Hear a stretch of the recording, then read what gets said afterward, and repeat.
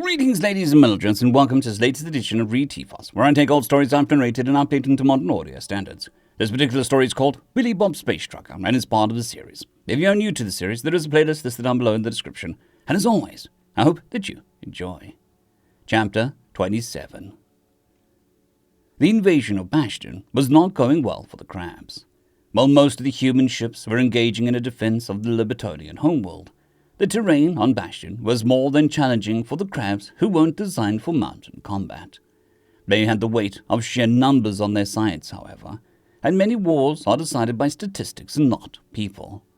That wasn't always true, however, and so for the pure tenacity and determination of the humans was proving very difficult for the crabs to overcome. That, and the fact that humans had been waging war for centuries, while the crabs got lazy with being able to coerce and intimidate the species around them, also helped. The crabs had settled into the same tactics they used at the end of their regulation war. After finding out the humans had plenty of soldiers with the ability to fly, and a preference for aircraft used in close support, they'd begun to coat the plains of the planet with the anti-air weapons. By this point, both sides had started to build up emplacements and get their heavier weapons to the front. Instead of the mass infantry battles of the early days of the invasion, the crabs had adjusted their targeting computers as well. Getting a solid lock on the human soldiers was difficult for them, and traditional battles between Crusticans and Libertonians would devolve into hand-to-hand combat. So, the inclusion of humans with their ballistic weapons and sniper rifles wasn't something the crabs planned on. They just tried to fire their weapons all over to provide some sort of covering fire as they rushed the human emplacements. Their armored crawlers supplemented the heavier guns behind their lines. The Americans had favored an emphasis on lightning warfare for generations, so the sudden siege warfare, with heavy emplacements being established on either side, took some adjusting. They lacked the howitzers of old, but the crabs were awful at spotting snipers and recon teams, not to mention the humans holding the high ground made the mass charges of the crabs easier to withstand. Not all Libertonian cities were in the hills and mountains, however. Finchburg was a very important coastal port, providing access to a massive spaceport, and the automated fisheries that would help supply food during the siege. The city was situated at the mouth of a large river, just at the base of some foothills. The crabs were unrelenting in their constant assault, but the humans were holding the city for now. The command center was rocked by another explosion as the crab energy bombs slammed down on their fortifications. A power-suited major was looking at the hollow map in the center of the bunker. The edge of the city was a mass of trenches, foxholes, and bunkers that humans had hastily built up. The 9th Stormtroopers held the center, while the 52nd Marines held the southern portion, and the 67th held the north. Sniper teams from the 5th Recon were on what was left of the buildings at the edge of the city, providing support, mostly by blowing holes in the crab officers with anti-material rifles. As the Major examined the information on the map, there was a red blip on the south. Tapping it, a frantic comm message broadcast over the speakers. "Matriarch! They've got a fecking matriarch!" The bombardment was clearly an attempt to bog down reinforcements while they made a concerted push to the south. "Feck that," the Major said simply, and walked for the bunker's exit. The forward positions were being overrun again as the Marines tried to hold their ground. Lieutenant Jackson was in an MG nest near the back of the trenches. The gunner in front of him, laying out as much fire as he could without melting the barrel of the gun. The crabs had advanced with armored crawlers, using them to absorb most of the fire until the infantry could rush forward into the trenches.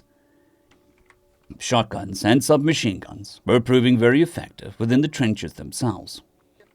But they had also moved forward a matriarch. They were walking tanks, massive in size with multiple claws, and this one was also holding 2 nasty-looking blades to make its close combat potential even deadlier. What made it worse was some sort of new shield they hadn't seen before, strong enough to absorb an incoming bullet as it tore through the Marines at the front. Just before the lieutenant could order his forces to start pulling back, he heard a message over the comm. "Reinforcements inbound."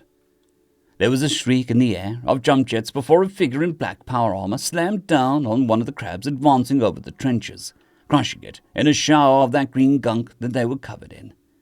Another crab charged the exposed figure, which turned and punched it in the face. the increased strength enough to entirely pulverize the crab's head with one blow. The figure began to walk forward, firing a massive pistol down into the trenches it was walking over. With its free hand, it lobbed a grenade into a forward trench that had been entirely overrun, pulping the crabs inside. The matriarch saw her new opponent and reared back on its legs, bellowing out a challenge, which the power suit returned with a single raised finger. The power suit fired the massive hand cannon into the shielded target, noticing the rippling energy that stopped the bullets, and simply holstered it. Pulling free a knife that was more of a damn short sword, the matriarch charged forward, swinging those blades as the power suit dove to the side, rising up to slash at the claw holding one of those blades, cutting it free with a single strike. The matriarch howled in pain, turned to swipe with the remaining blade, only to have the power suit jump over and swipe and cut that claw free as well. This had left the power suit dangerously close to the matriarch, however. It lashed out with a pointed leg, jamming it through the power suit's right shoulder, holding it in place as he lashed out with the smaller claws. The power suit turned the knife, cutting yet another claw free before the matriarch jammed another leg through the power suit's left thigh. The human inside was entirely pinned now, dropping the knife lightly out of pain. The matriarch raised up, intending to make an example of this one as she pulled the human towards its massive teeth-filled maw. But the matriarch made a mistake. The power suit grabbed the top and bottom of the jaw, but ignoring the mandibles as it began to pull them open wider. The matriarch shuddered and tried to close its maw around the power suit in a struggle of strength, but humans were dense, heavy, and strong, which was made all the more powerful by their power suit. Soon the matriarch was backing up, trying to pull its legs free of the human to toss it away, as its maw was opened wider and wider. Then, with a sickening crack that echoed across the battlefield, the power suit had ripped the matriarch's jaw completely off, letting it drop to the ground as green and purple gunk bled freely from the massive wound. It gurgled and screeched in pain, staggering back as the human took hold of the sharp xena legs piercing its body, then simply ripped them free of the sockets as the matriarch howled even louder. It sank to the ground as the power suit stood before it, raising a fist as the human leaned in and started punching the giant crab in that thick armored skull. The cracking of exoskeleton could be heard as the human kept punching and punching, reducing the matriarch's head to mushroom pulp. The crabs broke after that, turning and fleeing even as the humans fired after them. The figure in their power suit wasn't done, and pulled the hand cannon back out, firing on the crabs as well, while they scurried away for their lives. The Marines rushed forward to retake the lost trenches. Then, while the corpsmen approached the power suit, the figure pulled the legs out of his shoulder and thigh as the lieutenant watched. "Jesus Christ, we need to get you to a field hospital." "Bullshit." The power-suited figure reached into a pocket, pulling out a tube of industrial adhesive, jamming it into the shoulder first, filling it with the material before doing the same on its thigh. "I already lost that arm in the first contact war, and my leg'll do just fine in that suit. Christ, who are you?" The figure opened the faceplate to reveal a woman's weathered face, one eye clearly cybernetic. "Shit, I'm Major Mary Sue, badass mother of Billy Bob, space trucker." "What do you mean I've chosen a mate?" Billy Bob asked, looking confused as hell while Emily stood next to him, wings extended around her.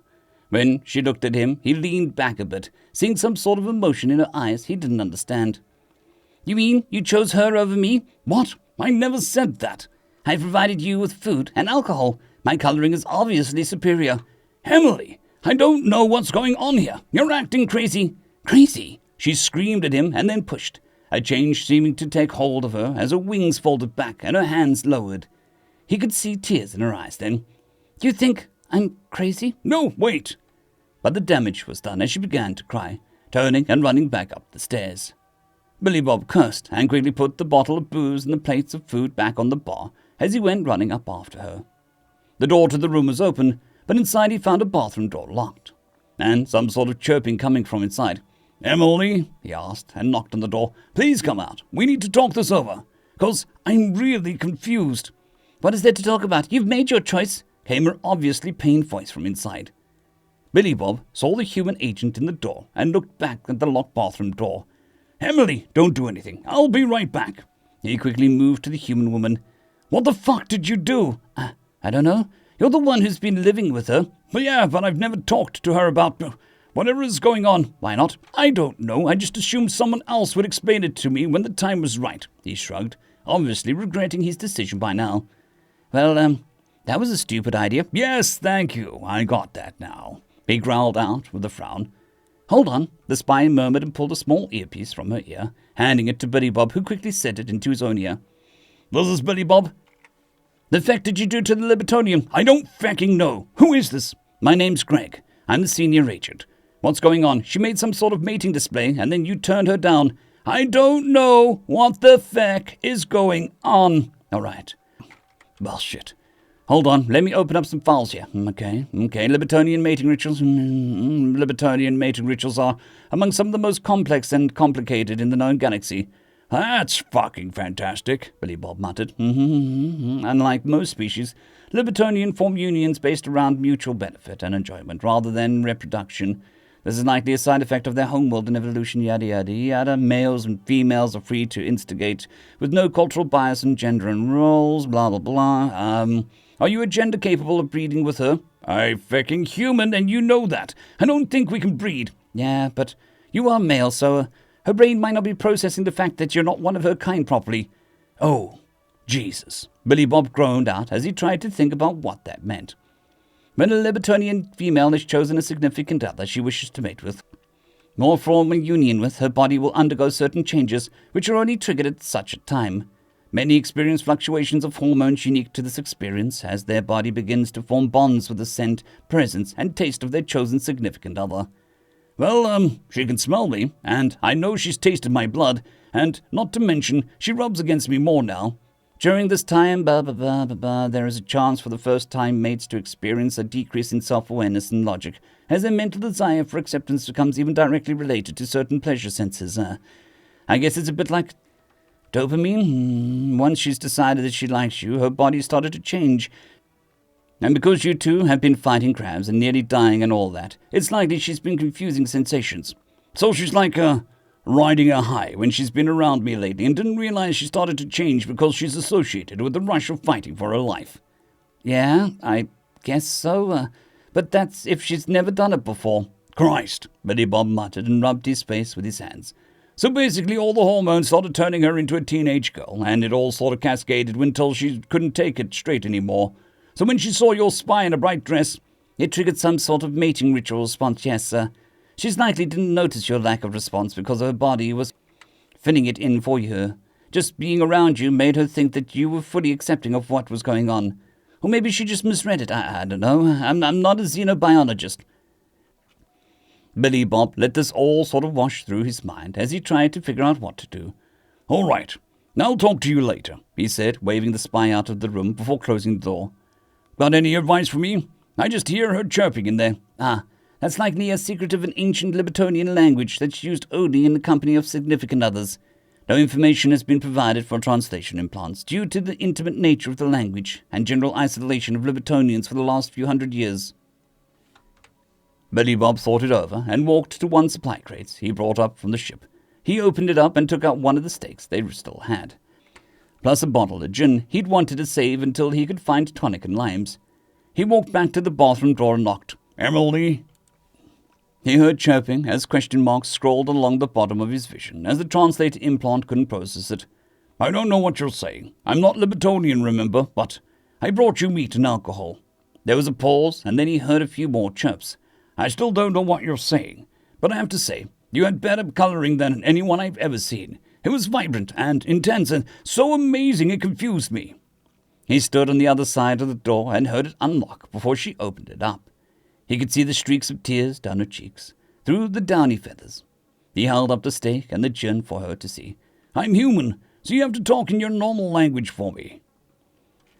She blinked for a moment and then hesitantly spoke up. You're providing for me? Yes.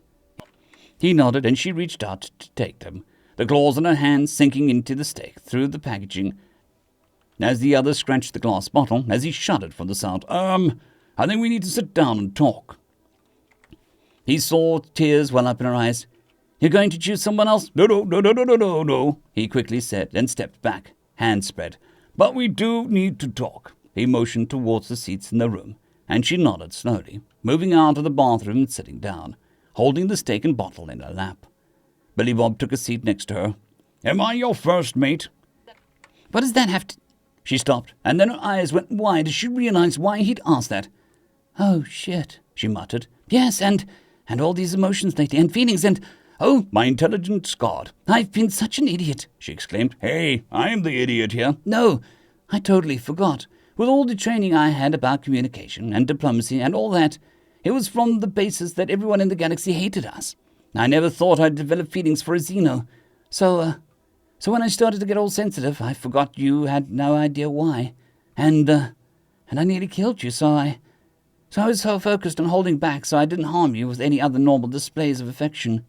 She clutched her head with her 2 free hands. Oh, I've been such an idiot. Hey, don't you take the blame here. I could tell you liked me, but I just figured we'd give it time, 'cause, well, I was terrified after the first time that you'd just kill me if we did anything. And I didn't look into your species at all. I totally should have been more careful about that, and, there was something from when I was a kid that sort of, spoiled me on Xeno relations. She looked confused and he sighed out. They showed us these pictures of humans who had been infected with Xeno STDs, and it was awful and disgusting and scared the crap out of me. But there aren't any known STDs that jump species. And wasn't your species just getting to know the local galaxy when you were young? Yeah. When you're a teenager, you don't think about stuff like that. Not when you've got Mrs. Munchausen for a teacher. Well, I really like you, Billy Bob, and I nearly killed you when I first tried to show it. And then you almost died at the museum. And then we spent all this time together. My brain just got all fuzzy, and I thought you just needed more of a clear indication that I wanted you as a mate, which is why you'd been so reluctant. Well, why did you just ask me that? Why did you talk to me about it? 'Cause, I generally bullshit my way through life, and I thought that I could do the same here. He shrugged at that. I'm sorry. It's all my fault. No. I should have seen the signs. I was going to talk to you about it back when I first tried to show you, but, you nearly died, so that's all I was focused on, and when I'm around you, I feel so good and happy. When that human woman showed up and looked all colorful, I've been acting like a child, but you can fight and dance and cook, and you like amazing music, and I've never found a more perfect mate. Emily, I'm a human. I highly doubt that we can reproduce. So? She looked confused. For Libertonians, unions are about mutual enjoyment of one another's company. Why is reproduction important? Well, for human males, there's a certain, drive. He paused and looked up at her. So you're saying because I'm not human? He knew he had to take the plunge here. He'd never thought about it before meeting Emily, but he liked her. She could shotgun a beer like a champ. She was tall and graceful. Hell, she had to be a way better hunter than he'd ever be, and she totally kicked ass in that power suit. Plus, he just liked her. He was all hung up about her being a Xeno, but that was selfish. He liked who she was, feck, what she looked like. No, Emily. Now that I understand what's going on, I'd like to be your mate. I just didn't know it until you fought that skank in the slutty dress away. She smiled at him, and he smiled back. Then he stood up, opening his arms, as she quickly jumped up and hugged him back. But her gloves were where she'd left him on the floor. So as she hugged him, her talons sank deep into the flesh on his back, and he gasped out in pain. She heard the noise and stepped back, the talons running along the shoulders as his eyes were wide in agony. When she pulled her hands away and saw the blood, a realization hit her. Oh, no. He slowly dropped to the ground and cried in pain, several strips of flesh missing from his back, his shirt and jacket torn easily. Oh, shit! Oh, merciful God! I'm sorry again! Don't move! I'll be back! She turned, running out the door as the human spy had to jump back. Don't let him die! I'm going to get Biogel! The agent quickly rushed forwards and saw Billy Bob on the ground, groaning. Oh, why does she have to have such sharp claws? He gasped out. His life wasn't in danger, but he was in intense pain. Well, you know what they say, the spy said, unable to hold back a smirk. Love hurts. And so ends another chapter in the adventures of Billy Bob Space Trucker. I would like to thank our T5 members and patrons, Casper Arnholtz, Jon Creighton, W.R.E, 050, Dragzoon W.R.E, and Elijah Silvercross. Thank you very much.